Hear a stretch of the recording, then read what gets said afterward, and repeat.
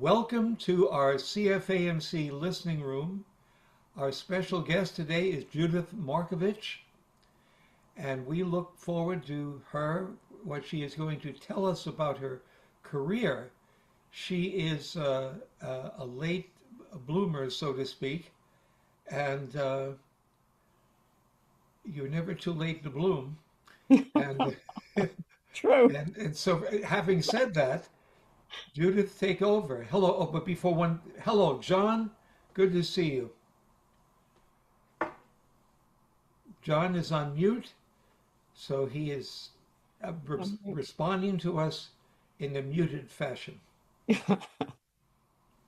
Till I got my hearing aids, I would have been able to translate that from lip reading. I guess I'm on now. Okay. Yes, I had my shingle shot last evening and I just got up from a nap, so I'm half here, I think. that's good you have that. Yeah. Yeah, yeah, welcome. Well, first, I want to thank you for inviting me. Here I am talking to an incredible amount of veteran composers, and there are some of us that are in mid-career, and some of us are just starting. So we cover the full gamut. Um, And I, if I if we were all in one room, Jared could help us walk around the room if we needed. It came to a railing or something. Since a lot of us are older than Jared, almost all of us. We have one other lady who is sort of middle, but the rest are, we're senior citizens. So seasoned. okay, and seasoned, yes, we are seasoned. Well, I've been praying about this, and I mean, I'm talking to a lot of veteran composers as well as some on their way to being veterans, and I thought, what in the world um, do I need to say? I started taking my first lesson in composition at 65. And so speaking with you is, I'm incredibly humbled and very honored to be able to be here. And what I felt I was to talk about today was overcoming a sense of unworthiness. And I think we all have felt that from time to time, and put into any singular situation. It can still come up now, no matter how long we've been composing. Um, so I was thinking, I think we can all agree that if you drill in a false sense of unworthiness into a child early on, and then society reinforces that later on, then most children are going to believe that about themselves. They're going to identify with that lower level, with a lower level than they're capable of doing. Um, and it takes a very wise, intuitive person to truly see a person and who they are, and to break that warped vision of them. And I was fortunate enough to meet that person, but I didn't meet that person until I was 25 years old. I was a little background. I was brought up and raised in Tennessee in the Appalachian Mountains and across the street from a cow pasture. And And so I lived in a family that was pretty insane, and that's not using that term loosely, it really was. And yet it was a very brilliant family, and there was a lot of religious insanity in the house. Um, so no matter what wonderful thing I could do as a child, it was always put down. I was less than everybody else. That's how I'm going to keep you humble. So it was, as a child, I was never celebrated, and I learned to hide my gifting, my talent. As a matter of fact, I really never had anybody call it out because up in the East Tennessee where I was from, there was nobody of any great, how can I say this? Um, no mentors in music at a really, really high level, at least not that I know of. And so my training was marching band. And I happened to have a great band director. He was tremendous. And he really believed in me. I could feel it. But nobody recognized the talent that was on me. So I had no clue. I was raised to be a corporate executive's wife. And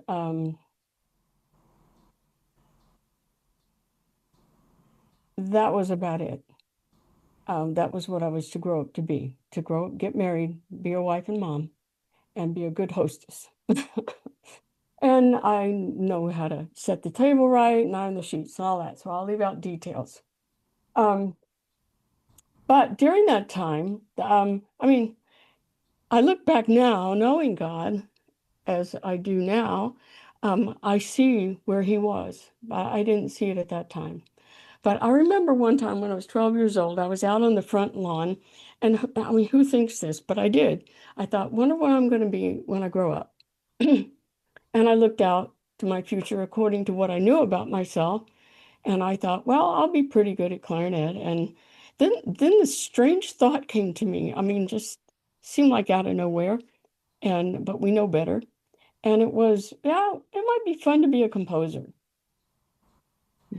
And literally, I laughed at it. I thought that's ridiculous. I mean, I'm not like Mozart and stuff just comes down out of a cloud and then I can write it all out and everything. I don't even know how to do that. So forget that. And I went on. So I just X'd it out. I didn't think about it again. My second composer hint came to me when I was in college. And it's funny, God has a sense of humor. It was in it was my first theory class at the college. And we were told to write this Bach chorale. We were studying Bach chorales. And we were told to write one. And there's so many rules that you can hardly get it wrong. I mean, who can't write a really bad Bach chorale? We all can. We know how to do that. But to me, I'm a little girl from Tennessee, right? I mean, oh wow, I can write music. This is really cool. And that was the end of that thought. Never thought about it after that. I had a good time. It was fun. It was a class. When the class was over, I went on. Duh. But and then at the college, I mean, I had been given a whole lot of unworthy messages from childhood, very abusive. And at the college, I met my future husband, and my future husband was a clarinetist, and he had been trained from day one as a child by Leon Rushinoff in New York City, who's very well-renowned clarinet teacher and my favorite of all. I'm sorry, but he was like a dad to me. And here I was being trained. I was a clarinetist as well. I was being trained by a college professor who just drilled unworthiness into me. Um, Things like, don't bother to buy Stravinsky three pieces, you'll never play them. Or, well, you played one nice low G. You know, my elementary school students could play one nice low G. And upon graduation, he said, don't bother to play clarinet, just go be a wife and have kids. So I did. I believed him. It went right along with the kind of upbringing I had. And so I married that clarinetist and wallpapered the kitchen while he practiced. And I quit clarinet and taught, which I loved. So, and this isn't a sob story. I don't want any tissue or anything, but I think it's important to see what God pulls us through. And you'll never know who you'll meet in your life that you can tell the story to that'll encourage them, hopefully. So, you know, where's God in it for me? Well, I just quit going to church, and I got farther and farther away from church, but God wasn't farther away from me. He was there all the time. And I had a few encounters that showed me that God was real. I mean, I thought he was just a concept that I had learned, and I knew all the form from church and everything, knew the liturgy by heart, but I didn't have any real relationship with him. And I still didn't go back to church after those encounters, but I can see now that he walked right along, gently bringing me home. And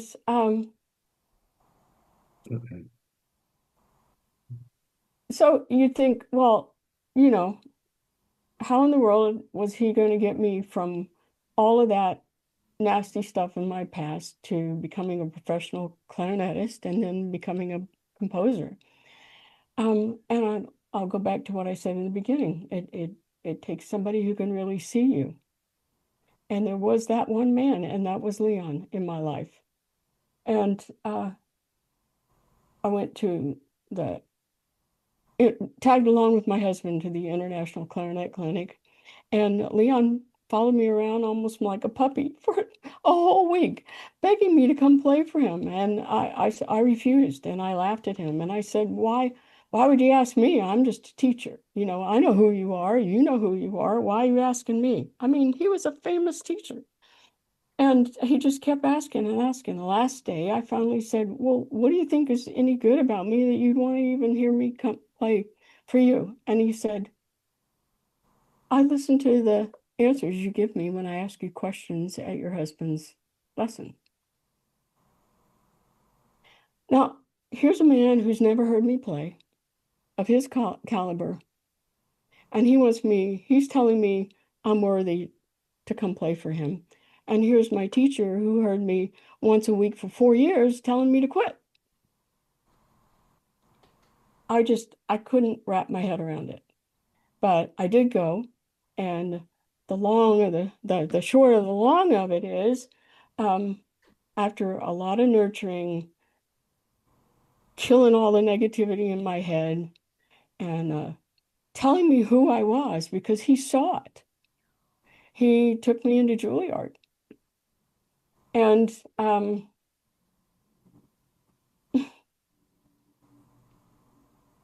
if it weren't for his love and understanding and the fact that he could really see who I was, I never would be sitting here today.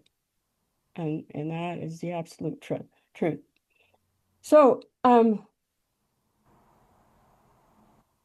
let's see, I've got little notes here that I gotta check because I forget things sometimes.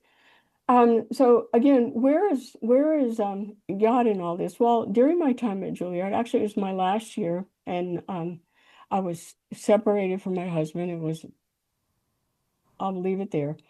And my girlfriend called, and she was diagnosed with cancer. And she was probably what, 25, 26, something like that. And I went over to the hospital across town to see her. And then after I saw her, I went down to the cafe, and in walks, I'm sitting at the counter on a stool, and in walks this man. He comes and sits on a stool beside me. And he looked like a foreigner. I didn't know where he was from. He started up a conversation. We chatted back and forth. But anyway, by the time I left the cafe, he turned around after he paid for his meal, and he said, do you want to see your friend healed? Now, I was so far from God, the word healed was like foreign to me. But I went, yeah, sure, of course. And he said, then go home, take out your clarinet, and play for God for her. Don't play for her, play for God for her. And there was something on his words. You know how sometimes people say something to you and it just sticks forever? Well, that stuck forever. And I was an authority in what he had. And then I turned around to pay, and then I turned back and he was gone. And I'm still to this day not sure he wasn't an angel. But anyway, I did. I went home and played for God for her. And the minute I played for her, we exchanged times. She received a miracle in that hospital. Wow. The minute I played for her. Wow. Praise I God. didn't play for God for her.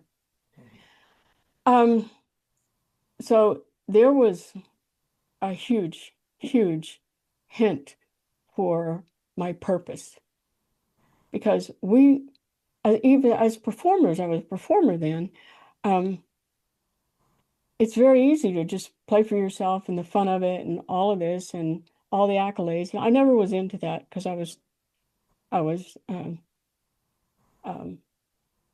abused about being prideful, and so that I wouldn't be. And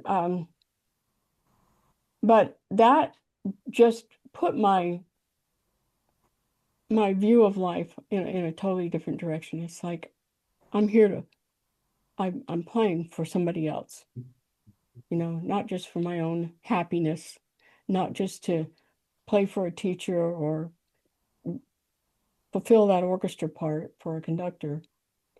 And that really changed my life. So I graduated and I was about 30. And I thought, what am I going to do with my life? And I locked myself in my apartment basically for a week and just by myself and thought about it. And I thought, well, I mean, I'm starting late already. So I'm not able to compete with those that have been playing for, from their childhood as prodigies right now. So maybe I'll get a job in a small orchestra and maybe there'll be a university beside it because I love to teach. And within a month or two, that job audition opened up and for a temporary position. So I went out, auditioned, got on the plane going home, told the lady next to me, I just got a job. And I didn't even know that I got it yet, but I just somehow I knew. Went out there and I'm going to fast forward over a lot of this stuff, but played for 2 years and then my immune system totally collapsed. And I became allergic to everything I ate and the environment. So I was like a person you put in a bubble. And I kept getting worse. And during that time, I had an incredible encounter with God and received the baptism of the Holy Spirit, received His Spirit, and my whole life changed right then and there. I was so radical for God. You didn't want to get in front of me. And but I kept getting worse. And yet I had this knowing that He was going to heal me, but I kept getting worse. And it got to be, I had, like the doctor said, 3 days left to live. And then God began to dole out the miracles, one after another after another. And part of it took me over 12 years to completely recover.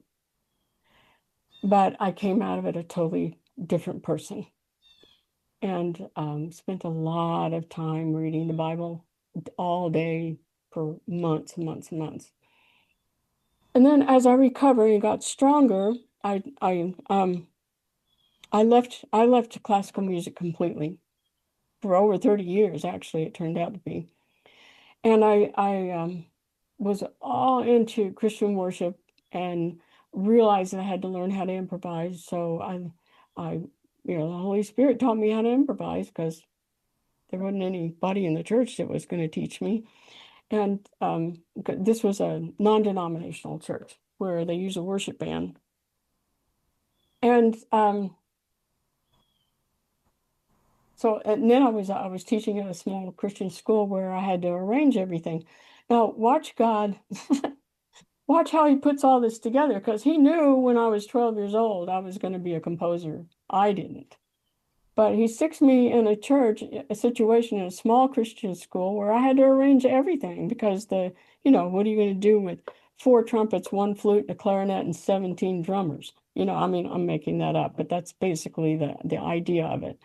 And So I had to arrange everything and I had to take everything down by ear, and ear training was my worst subject.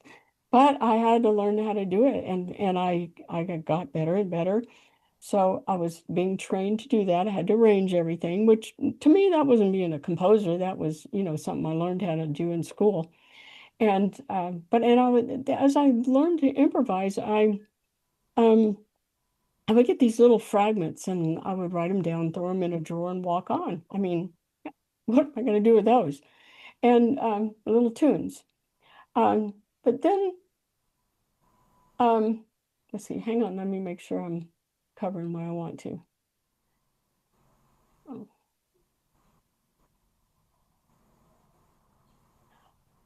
Oh, okay. Now, during this time, I decided to fly back to New York and see Leon. And another powerful word Leon said to me toward the end. He pulled out this piece of music. Now, I hadn't played my clarinet in, I don't know, long time. And he had me pull it out and he said, "Here, play this." There was a piece of music on the music stand that was totally impossible. And there was a whole level of clarinet playing I thought I'd never be able to do. I could never play as well as my ex-husband, but I was playing by the time I got out of Juilliard at that level. And yeah, so there was that piece, and I thought, "This is crazy, Leon. You're crazy. You know I can't play this. I haven't played in all this time." He goes, "Just do it." So I thought, well, I'll show him, and I just bombed from the beginning to the end. And then, you'd think he'd go, "Well, okay, I get it." But he didn't. He said, "Do it again." I thought, "Are you crazy?" But then I remember what he told me, the Lord told me before I walked in. He said, "Listen to Leon." So I thought, oh, and Leon said to me, he looked at me and he said, "You think you're here. This is what's important. You think you're here, but you're really here." Just, we all do this to ourselves. We think we're here. We put together all this stuff. We gather information and like dust, throughout our life about what we're capable of. But he said, "You're really here." So I knew when he said, "Play it again," that I had a choice to make. Was I going to continue to believe I was here, or was I going to believe the master? And master, we know. So I just took a breath and I thought, okay, I'm going to believe that. And somebody at that level should be able to pick this up, play it, make a few mistakes, and let it be over. I mean, as difficult as it was, they still could do that. And I literally took a breath, blew into my horn, and all the way to the end of that complicated run, it came out like almost, I skipped over the last note. I tripped over. I think it's because I was shocked. All I did was change my attitude toward myself and believe somebody who really knew who I was, instead of all the information I had to prove him wrong.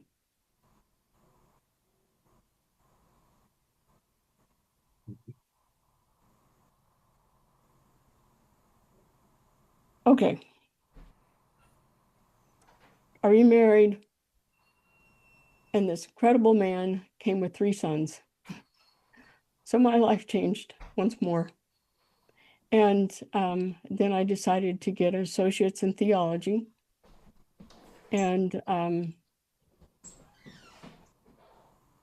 but I would sit in worship and I would start being, I was getting bored. I'm sorry how to say this correctly.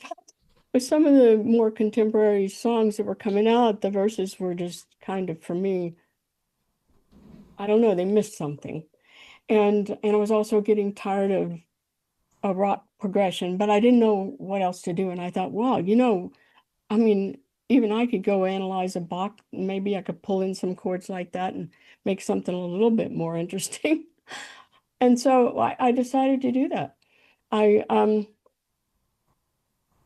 well, which one are we going to go to?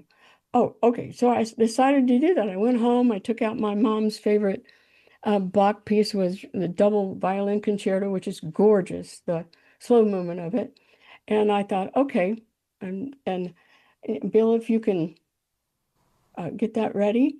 If I thought, okay, I'll just write this out. So I did, and I arranged part of it, and then I just kind of did a little bit of extra stuff on it, but I still didn't consider this composing at all. It was, you know, and you're going to hear now. I mean, this was early on. This was before I even took a composition lesson or anything, or even knew I had that in me. So, Bill, if you would play that, just going to play you a couple of minutes of that.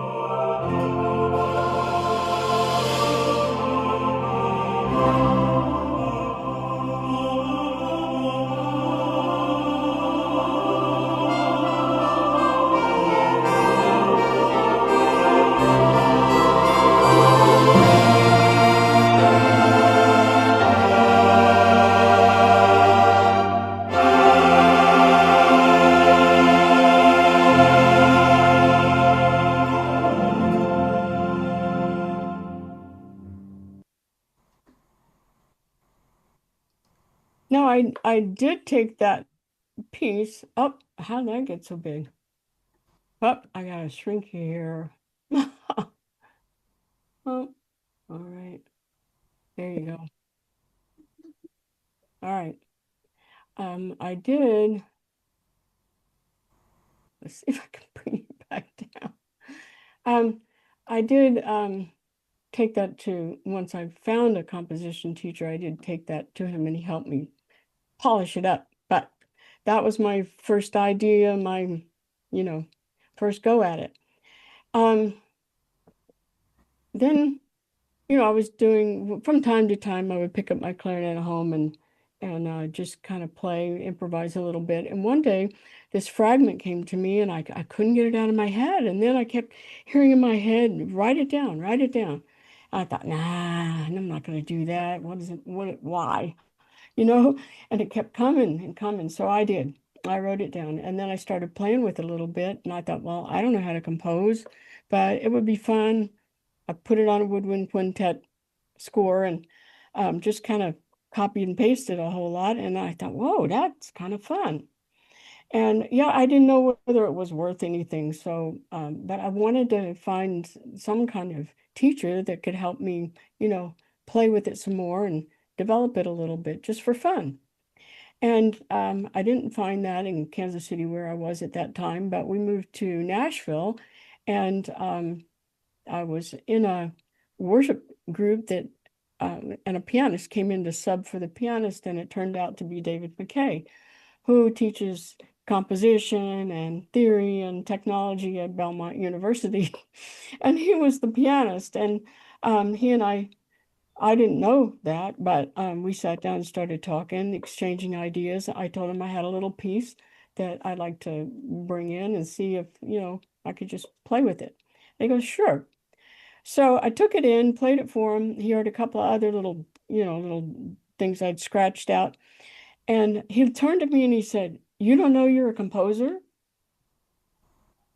I mean, literally, talk about laugh. I really laughed. I thought, composer, are you kidding? I was 65 and I'm a composer. And so, I mean, really, practically, you're 65. How many more years do you have left? Right? How in the world are you ever going to learn enough and write enough to be able to even be marketable or even heard with that little time left? And which to me seems like a lot of time. Um, but so I wondered. But anyway, I decided to study with him. And I just said, David, I want you to fill in the blanks. That's it. Just fill in the blanks. I don't want to go back and take theory all over and learn all of, that stuff. Just fill in the blanks. And he was very patient because I had a whole lot of holes. But after, let's see, let me make sure I'm on track here. Um, So I studied with him. I kind of gave it a few hours a week, and the more I worked at it, the more time I gave it because I began to see maybe he was right. And then I was asked to write a symphonic poem of all things. I didn't even know how to put a symphonic poem down on paper. I'd played them, but I never analyzed them. And I thought, how can I do that? But for an orchestra, a local orchestra, and I did. And with David's help. Oh, you know what? We didn't have we done this one? God, in the glass. Oh, that's it. That little piece. We need to do this, Bill. The looking Looking glass. Glass? Yeah, the looking glass. That little piece that I sketched out um in 2022, it was selected for the International Composers Festival in Sussex, England, which I have to laugh.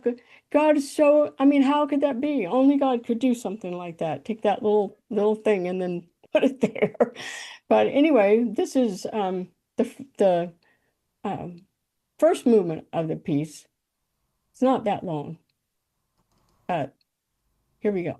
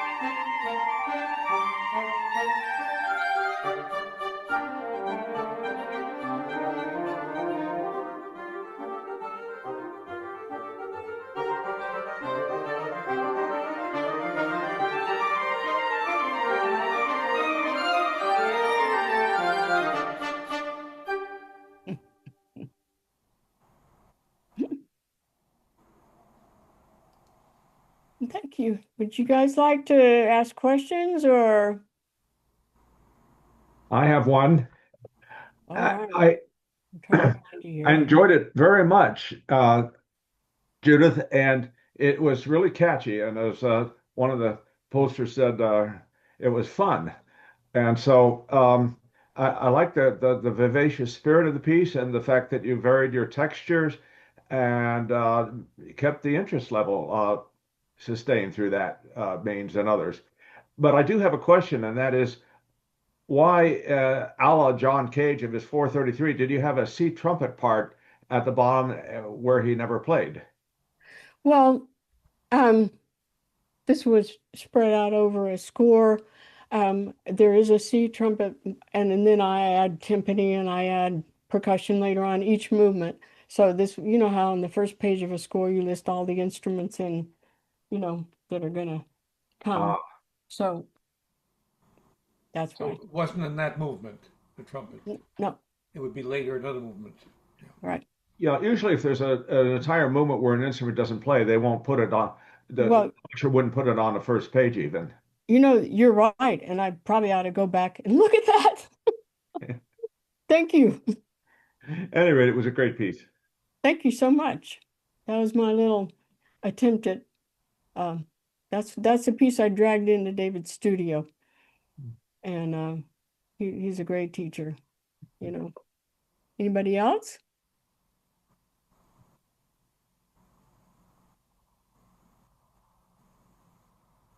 A piece from Bach was certainly not just an arrangement, it was certainly a composition based on some ideas from a great master who knew what to do with just descending scale to make it interesting. Bill, somehow my audio is strange. Did you understand what? No, I did not understand what John Hagan said. I didn't either. Sorry. Yeah, it Uh, was like that. uh, I thought it's my hearing aid. maybe I wasn't close enough. Can you hear me now? Almost. Well, let's see. How about this? Anyway, I was just commenting on the piece that was drawn from the Bach double violin concerto, where Bach took just a simple descending scale and made a lot out of it, and then you built on that and made even some more out of it. It's certainly composition, not just an arrangement. Yeah, I think I realize that now, but I didn't at that time. When I was playing around with it, I would have never even thought of myself as being a composer. You know, I mean, like I said, Mozart stuff just came down out of the sky, and that didn't happen to me. So, but I learned, after David said that, my eyes were open, and it was slow. I mean, a little bit at a time as I started to develop, I began to see, whoa, well, maybe he's right. And so a year later, there was a conference, League of American Orchestras concert after I premiered this symphonic poem. Actually, I hadn't premiered it yet. I had written it though. And at that conference, I thought, why in the world am I here? So I'm walking around. I said, well, Lord, you just please lead me. If there's something I need to know or somebody I need to meet, then it's all up to you. And I was sitting in a workshop with Joan Tower, and she's talking. I was just fascinated. And at the end, I got ready to leave the room, and it was like my feet turned around. It was like almost I was being propelled by some force other than myself. I know that sounds weird, but anyway, kind of felt like that. And I end up in line to talk to her. And I thought, oh my goodness, why am I here? And I kept trying to leave, but my feet, I couldn't leave. And I thought, well, I'll just tell her I really enjoyed, her talk, and then I'll leave. And so when it came my turn to say something to her, I told her I really enjoyed it. And then out of my mouth flew, I want to study with you. And she looked at me and she said, "Well, where do you live?" I said, "Nashville." And she goes, "Well, I don't teach long distance, so no." I said, "I'll fly." I couldn't believe this, just coming out of my mouth. "I'll fly." I thought to myself, really? I'm going to? Um, she goes, "Okay, you want to come up? I'll give you 3 sessions." And I looked at her and I told her, I said, I'm 71. I'm just learning how to do this. And I want to know if it's even going to be worth it. And I know that she's a sharpshooter. You don't schmooze Joan, and she's not going to schmooze you. So she'll tell you the truth, wham, and that's it. And which I love about her. So I said, I need somebody to tell me if it's worth putting in the time. I want to leave some kind of significant legacy, and I don't want to be wasting my time on something that's a little bit more than a hobby. And so when I went up there, I had 3 days with her, which were absolutely wonderful. She can hear every little minute detail, that's off, every little speck. And at the very last session, she turned to me and she said, "You asked me if I thought it was worth it." And she said, "Not for everybody, but for you, absolutely." And something just clicked right there. And I never looked back. I don't doubt it now, who I am. I don't doubt that I'm a composer. Yeah, do I have a lot to learn? Yeah, we all do. But am I where lots of other people are? How can I be? It doesn't matter. God did this. This is what he wanted me to do. And I didn't know how or anything. And one thing she told me, she says, "You got to get your music off your computer and into the hands of musicians." And I kind of laughed to myself. I thought, I don't know anybody anymore. I've been out of the world for 40 years now, out of the classical music field.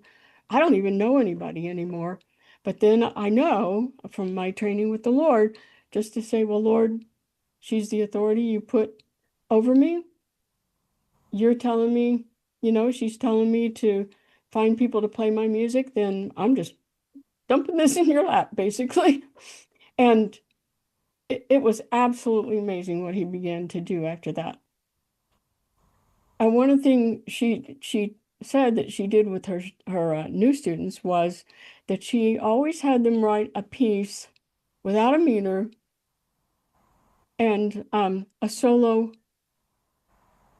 instrument without an accompaniment or anything, unaccompanied solo, because she said you have to build your harmony into what they play. You can't depend on a piano to fill in anything. She said it's the hardest thing to do, but that's where I would start. So I took that to heart, went home, and I sat down. I thought, well, and she said, "Pick an instrument. It's not a woodwind, something you don't know as well." And I thought, well, okay, strings. I need to learn strings, and viola, alto clef. Yuck. I didn't know how, I had to do all those clefs and everything, but I couldn't read it like I could treble clef, bass clef. So I thought, okay, I'll choose viola. And then I really thought, yeah, and and then as I started studying about viola, I realized it's the most, undervalued instrument in the whole string section. And it's gorgeous. Actually, it turns out that Bach loved viola and played it. And so I thought, okay, so I thought I want to give them fun. And I went on to the Facebook viola group and I started asking them, what would you like in a piece? If somebody wrote something for you, what would you like? So I found all kinds of hints there. And I decided they wanted something challenging, instead of playing everything in minor and slowly. So I loved Stravinsky three pieces, and I thought, I think I'll write something kind of like that. I loved odd meters. I loved the changing meters of it. So I put together this piece, and then I posted that I had written it on on that viola site. And then I get this message in Messenger app, and it was from a Brett Dubner. I didn't know who he was, and I didn't know any well-known violist. And it turns out he's an international violist, plays a lot of solos, a lot of concerto, and he texted me and asked to see the piece. I sent it to him. He fell in love with it, and he's become my biggest advocate. Actually, he's pushed me over and over and over. And it turns out he recorded that piece on a Parma album called Hope. And that's what Bill's going to put in front of you right now.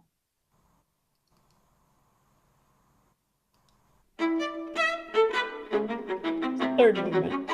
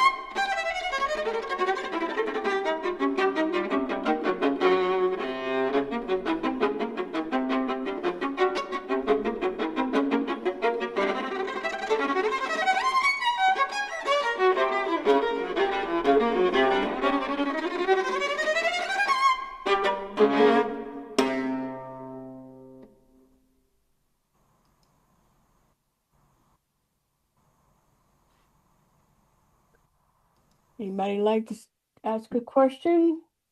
If I can get this back here. I can comment on the fact that you really did well, the low range, upper range, how the two parts answer each other. It's hard to think it was only one instrument playing there, but you did a good job with that. Oh, thank you. Actually, it's amazing that you heard that, without knowing any history of the piece, because it is two voices. One is coaxing. I wrote down here, they represent an assured voice, coaxing a cautious voice to step out of its comfort zone until the two voices can fly free together. So kind of, that was the story, and you picked up on it. Wow. Compound line was Good. very well put together there when you've got it that way. Good. Thank you. I'm glad you enjoyed it. I'll add my praise to it. I play viola, and I find the piece very violistic, if you will.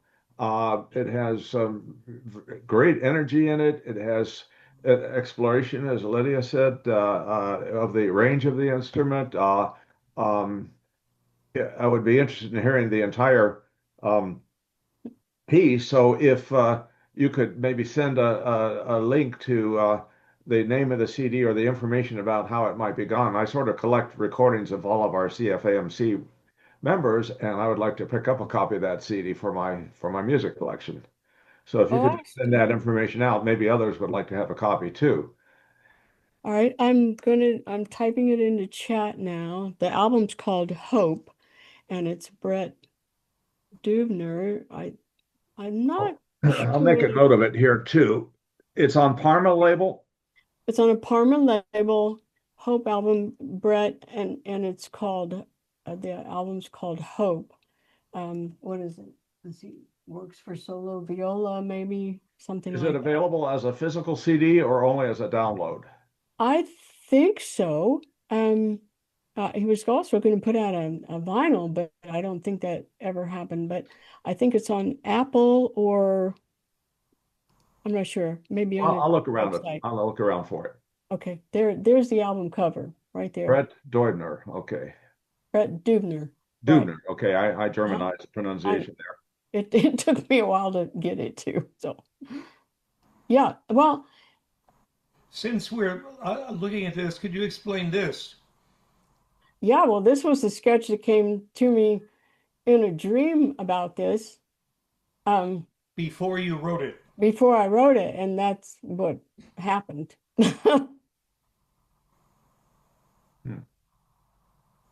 Kind of, you wake up in the middle of the night and try to get pitches that you heard. I heard it in a dream. I heard this little melody. So I don't know exactly which movement this is of. I don't have it in front of me right now, the whole score, but it is based on Stravinsky's three pieces. I mean, a little bit. I loved his multimeter awesomeness. Have any other people out there have an experience where you dreamt a piece and then you wrote it, or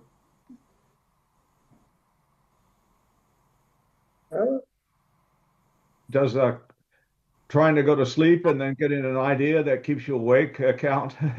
no? Actually, it would be a dream. A Like dream. you're in Yeah. a dream. Talking. Yep. I think he gives me things in dreams because I'm shut up and I'm not talking. I can hear him. I wrote a piece once. I had a dream about a piece of music. Actually, there are other pieces I've written about dreams I've had. So actually, there's several, and a few.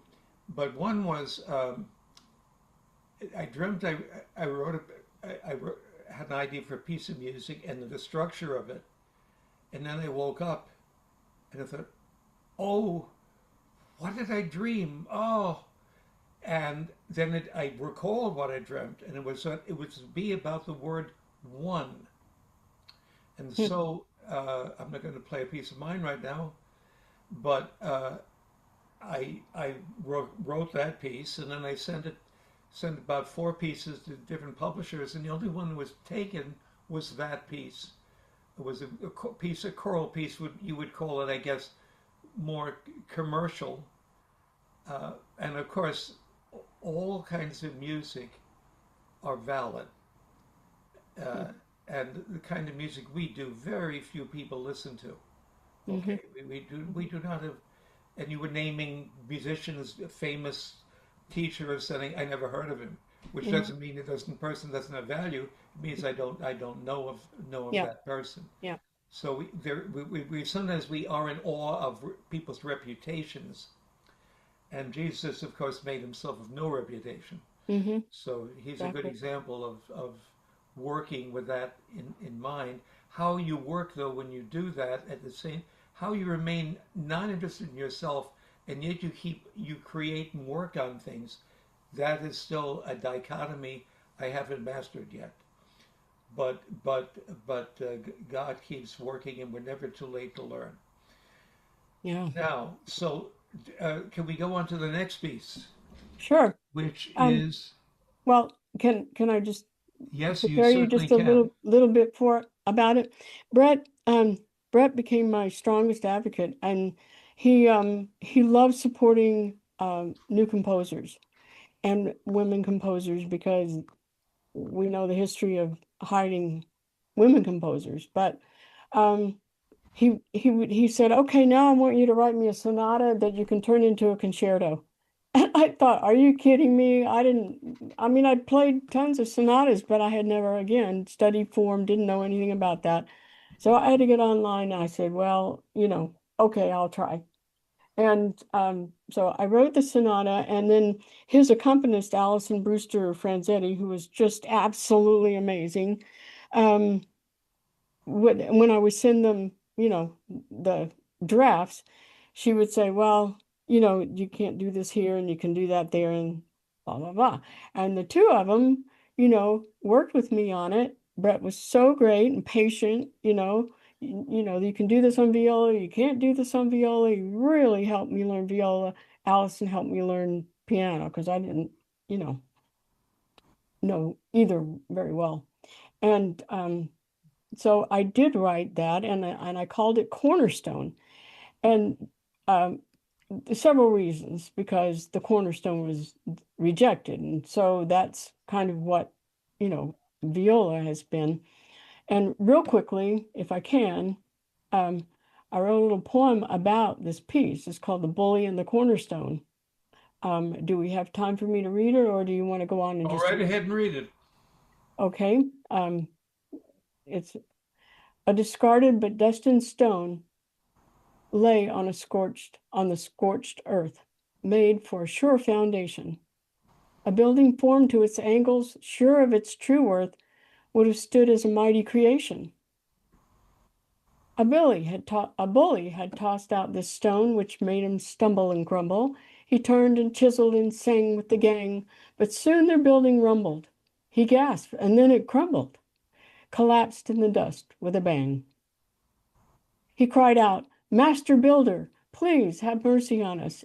It fell without a clue, collapsed with a bang at our feet in a giant cloud of dust. We don't know what to do."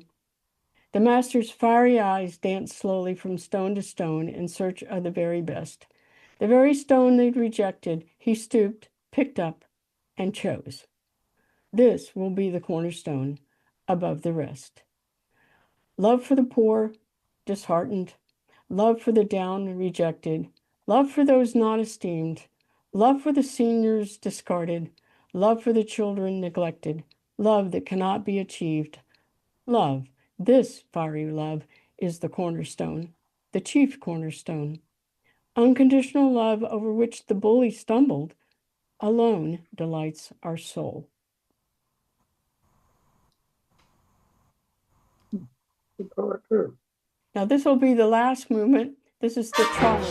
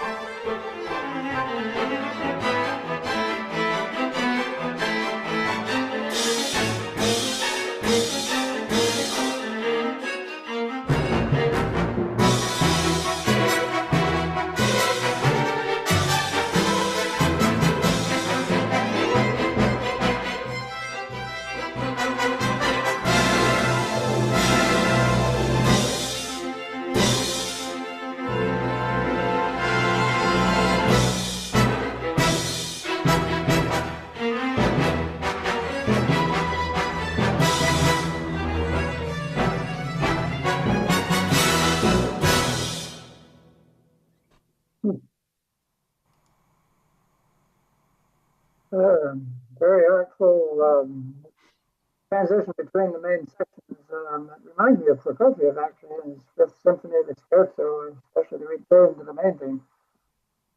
We're not understanding you.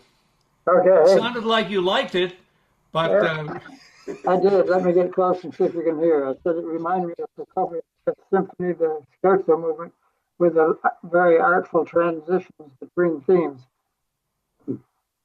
it does help me to cup my ears the way David did. Say that a third time, John. One more time. Uh, Comment on the piece. Say that. okay, No, you don't have to cup your ears. You're the well, one talking. Up your No. mouth. Yeah. I was, Cup your, yes. I was taken by the very artful, well, the whole movement, but especially the transitions between the two main themes. It reminded me of Prokofiev's Fifth Symphony of the Scherzo, where it's so artfully done. Very Wow. good. Wow. Thank you. Now, Jared, you're young, and you don't have to cup your ears. Could you? What did you think of any of the music you've heard so far? Could you say anything? The music that I've heard so far is really good, and and something that is that I like about it is you've been able to write this amazing music at the stage in life that you are. I would like the piece I just listened to. I thought it would be written by someone that had like years of experience. I don't know when you wrote this, but just hearing your story and hearing the music that you produced is really is inspirational, and the music's really good. Well, thank you so much. You I'll keep echo, writing. I'll echo Jared's comments because, a lot of composers throughout history, the great ones at least, were child prodigies. I think of you as an adult prodigy because you've developed such a convincing style in such a short period of time, and it's really quite amazing. Did you study orchestration at all? Because it's very well orchestrated. No, I may have had something like that when I was in college way back, in 1970, but wouldn't remember any of it. I played in orchestra a lot. Well, that helps. Also trained as a band director and, orchestra director, in public schools. So I know the instruments, but, I could play them like at a seventh grade level, most of them. But it's God. I mean, there's no other explanation. Mhm. I listen to it and go, who wrote that? I mean, seriously, I walk away and I go, whoa. And I mean, I'm not saying it's, like Prokofiev or it's Shostakovich level, but, you know, for not knowing anything, I was changing fast. And I didn't know my style at all, but I began to, to recognize it a little bit. Um, I Anybody think else? I think we're free to appreciate our own music. And of course, also in the Old Testament it says, "He who compares himself," it could be she who compares herself, or they who compare themselves one to another are not wise. So we Hmm. don't have to compare in that way. There's also a feeling when we talk about the great composers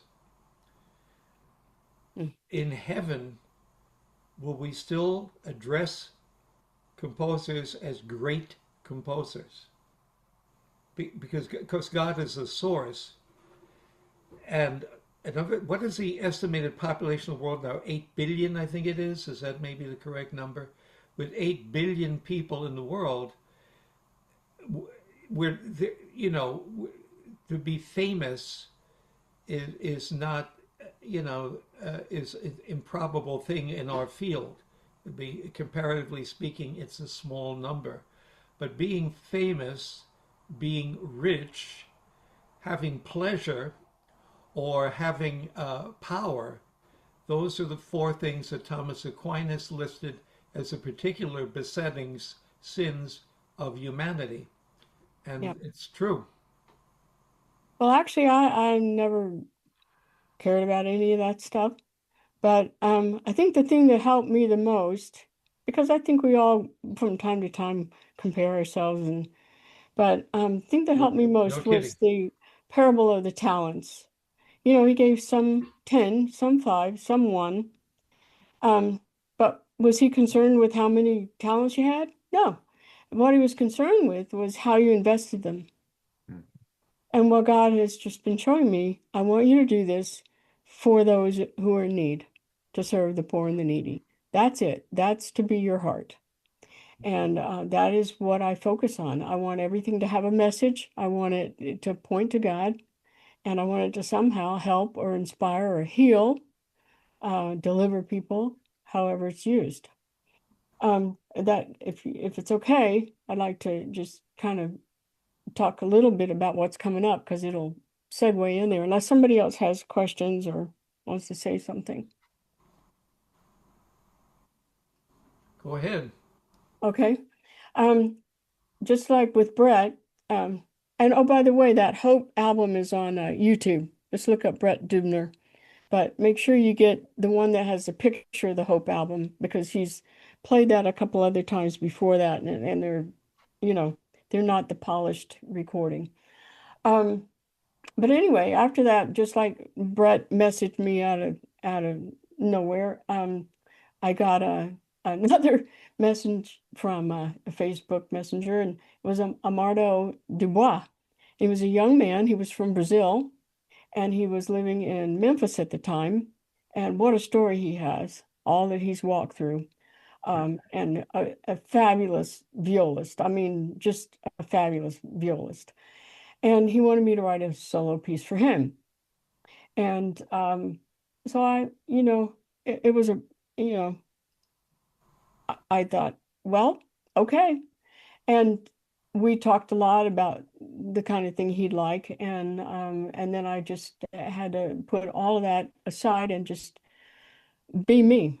And so I wrote him a piece and I called it, and I love it, Amardo, because on Thanksgiving, when most people are home with their families, he was out at nursing homes playing for the residents there. And I mean, that's the kind of heart he had. A beautiful young Christian man. He played on worship teams and improvised, and just, I just love him, like a son. And so anyway, wrote this piece for him, called it A Call from the Woods because Dubois means from the woods. And he called me and asked me to do this, so that's where the title comes from. But Bill, if you could play that, um, I think I hope you enjoy this.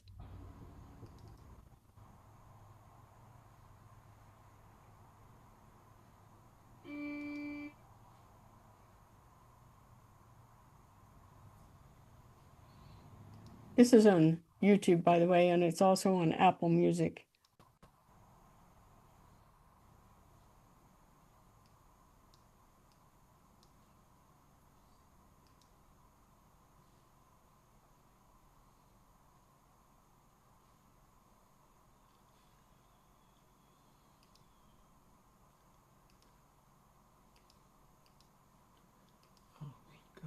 something is overlapping here on the screen, which shouldn't happen.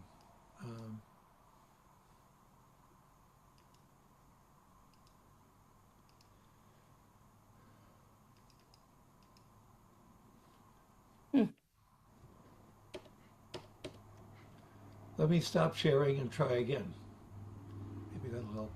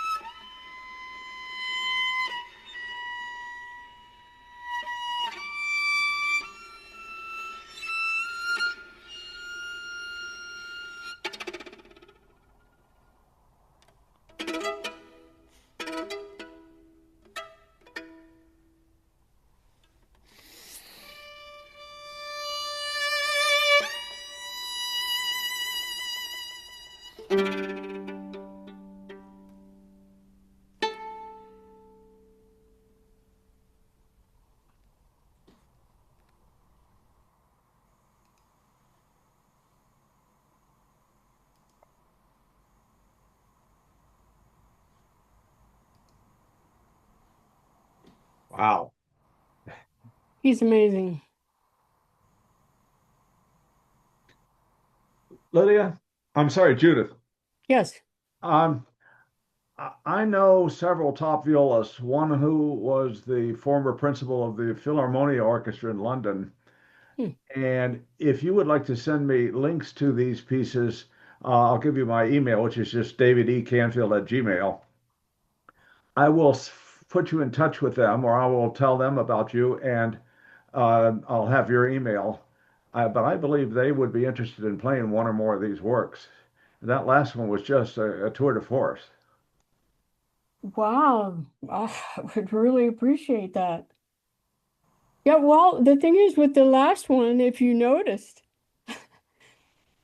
Amardo is so brilliant. He loves to improvise. So I wanted to give him a place to do that. And so he improvised that middle section. And if he didn't have it written underneath it, would you have known when he came in and improvised and when he left? It was just seamless what he did. No, I had no idea. Yeah, he made that whole middle section up.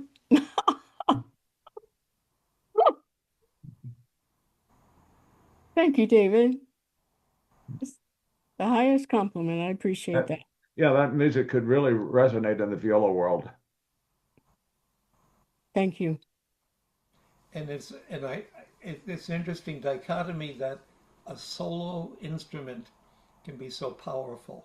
So Yeah. simultaneously, it's very powerful, and yet on the other hand, it's one guy on the stage, and the camera work keeps changing, so you never know where the microphone is going to appear on the hmm screen. But hmm it's a very effective piece.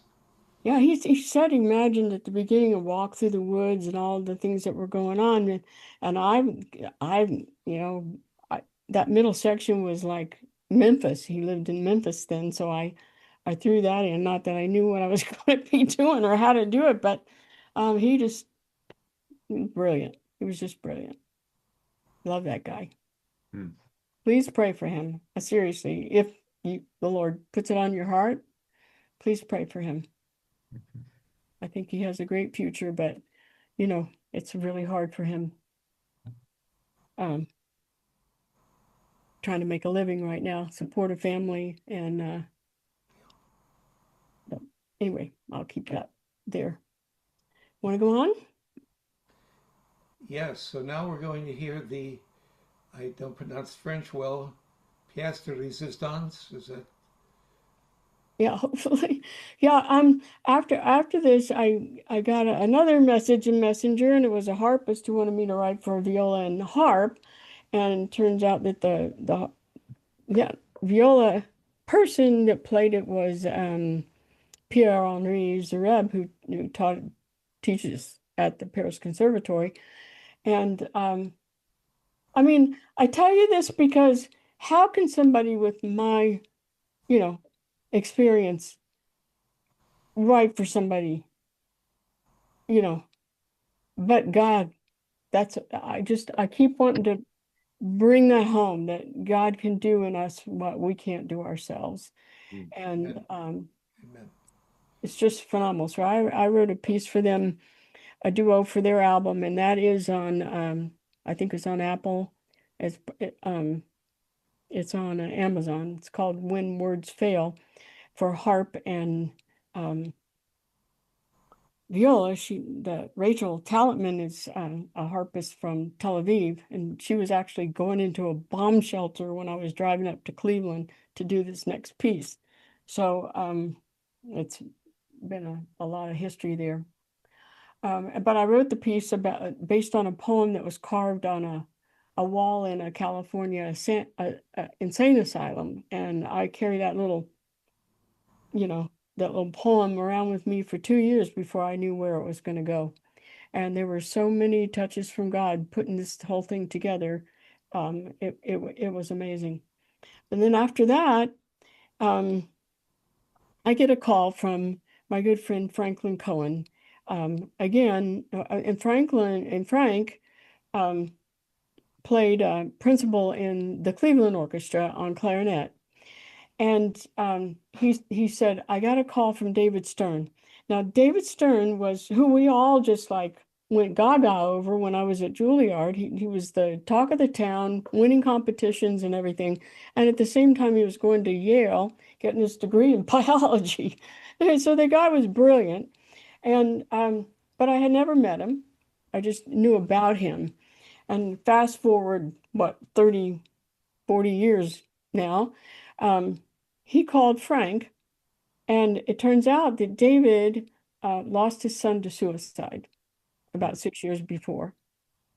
And he wrote a poem, and he wanted to know a composer who could put it to music. So Frank told him about me, sent him some things, and then called me. And Frank said, you have to go to your email right now that I sent you a poem. And David's son committed suicide. He told me the whole story. And he says, you have to read this poem. And I said, okay, do I have to do it right now? He goes, yes, right now. So I went and I read it, and I was absolutely in tears. I mean, it goes even into going down the basement stairs and finding his son in the basement. And so anyway, David contacted me, and I wrote this piece for him. It's really felt like God, even though I mean here I'm writing for a level way above where I was, and David wanted it performed by Frank and his family at the Chamberfest Cleveland. His daughter's a violinist, his son is a timpanist, and his son-in-law plays piano. So try writing a piece for that instrumentation. So that there's the challenge. So anyway, as I worked with him, I kept thinking about Messianic Quartet for the End of Time, which I love. And in that there are different movements, but Messiaen gives each instrument a movement almost all by themselves. Oh, And there's one movement, a clarinet movement, that is just clarinet alone. And I love that whole structure. So I thought maybe I'll do something similar to that in this piece. And yet there I was with a timpani, playing with a very delicate violin, and a clarinet that has a little more oomph than that, but a timpani can just drown everybody out. And but the timpanist was phenomenal, so he could do it. But anyway, I decided, okay, I'll treat this timpani just like any other instrument. I'll use them for the heartbeat, but all the way through they're different, the rhythm of the heartbeat comes back at different speeds. And I'll also use them to color a little bit, but I'm going to give him a solo all of his own. So we're going to play this movement for you, actually two movements. It's the fourth and the fifth movement, and at the end of the premiere in Cleveland, there was nothing but silence for the longest time. Nobody moved. The musicians didn't move. The audience didn't move. They just sat there. And the presence of God was so strong that I was in awe of what he did. Um, my whole thing was to encourage the audience to do something because there's an epidemic of suicide right now. And even if it's just to pat somebody on the back in the grocery stores, bagging your groceries and tell them what value they have in life, then do that. You know, that's not going to cost you anything, really. So anyway, here are the fourth and the fifth movement. There are 6 movements in the piece, but just time constraints. This is what I'm showing you. This is not the premiere, by the way. Where are you? Upstairs? Downstairs?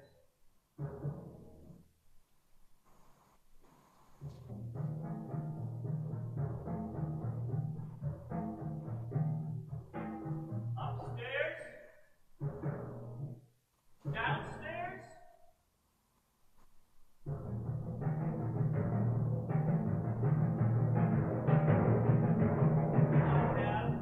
I have searched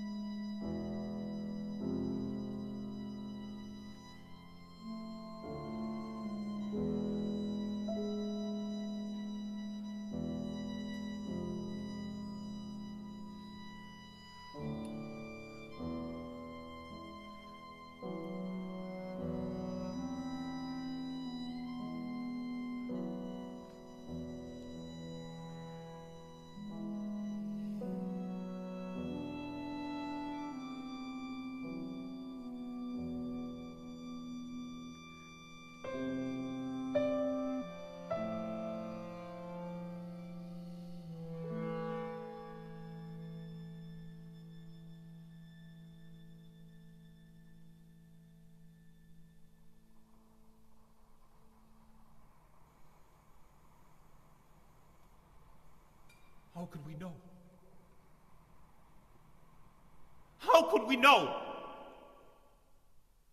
This discovery seared our minds, crowding out everything else. A sight not to be seen.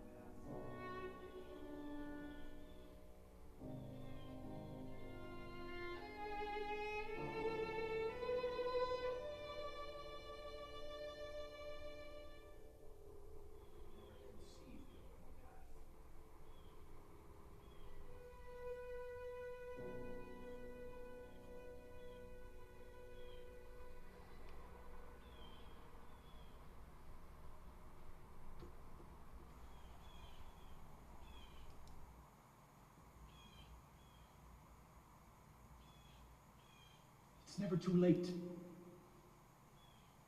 Till it is. Till it is. Till it is. It's never impossible. Till it is. Till it is. Everything's possible until it isn't. Reversible, correctable, fixable, repairable, until it isn't. Where is hope now?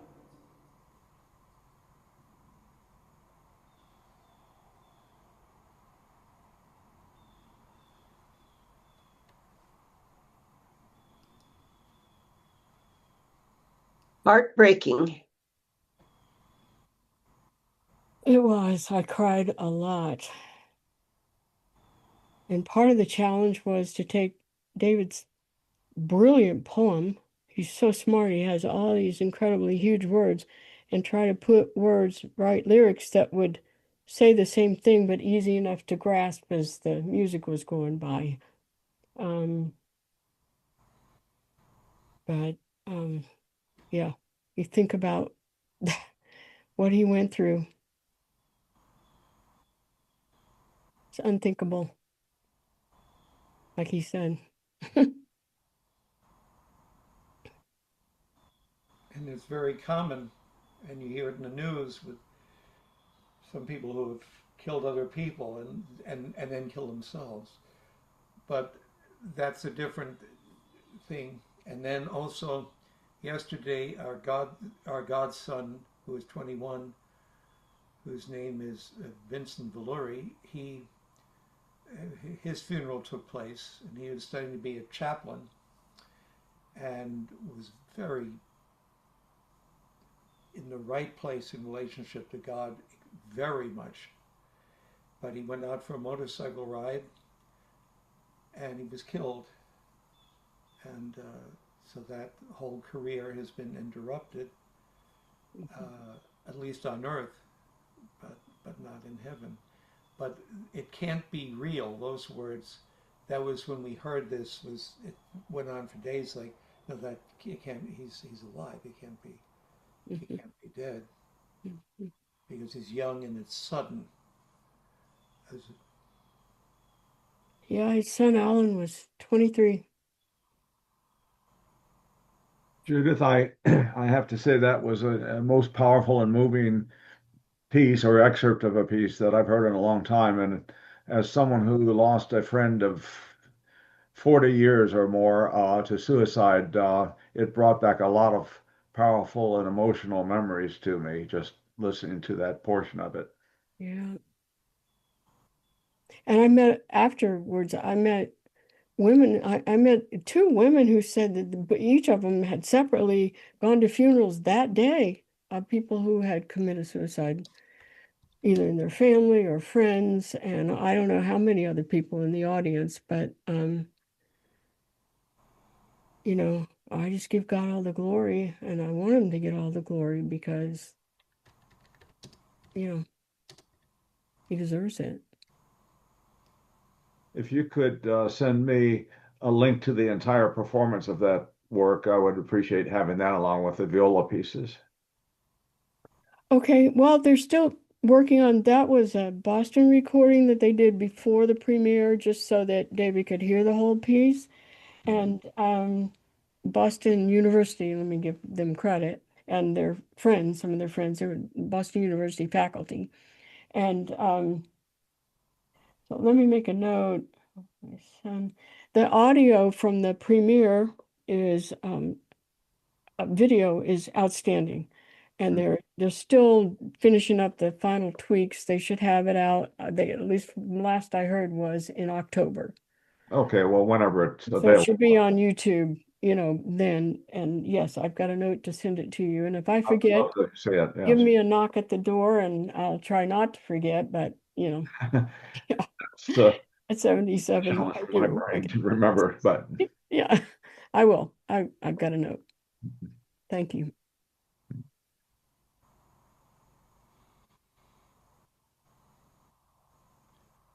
Well, that brings us to the close of this session. Uh, Next month, we will not be having a listening room. The following month, we will, God willing. And because this coming month we have, and some of you will be there, some of you will not be able to be there, unfortunately. We have our CFAMC conference in Indiana. And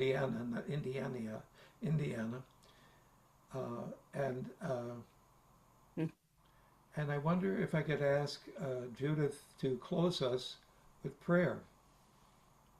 did you ask me? Judith, Judith, sorry.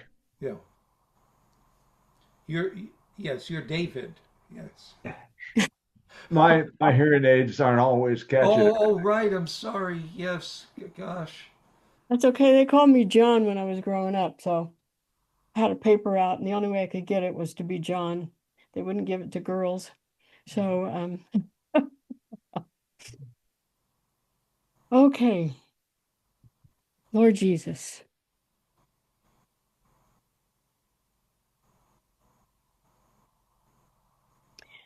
we just worship you, Lord. And all glory goes to you.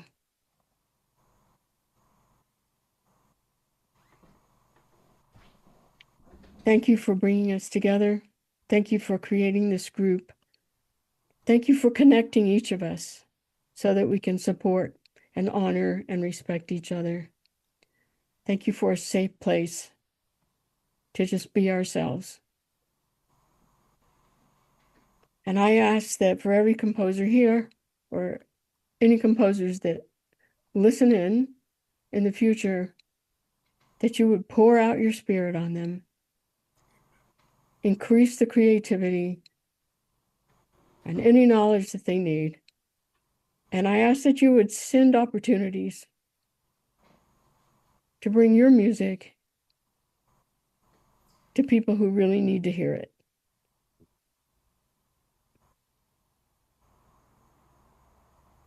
I pray for blessings on everybody, and that you would, like Jabez's prayer, that you would expand our tent pegs, that you would bless us, use us, and expand our tent pegs, and that you would be with us. I ask that if we get touched by doubt or insecurity, which is normal, but there are also spirits of unworthiness and doubt and fear, all of that, and they do try to keep us down and keep us away from doing what you have called us to do. I ask that you would send your angels in and take care of them, that you'd strengthen us and cause us to stand in the battle. I thank you that we serve a victorious God. And we love you with all our hearts. In Jesus' name, I pray. Amen. Amen. God bless us, everyone.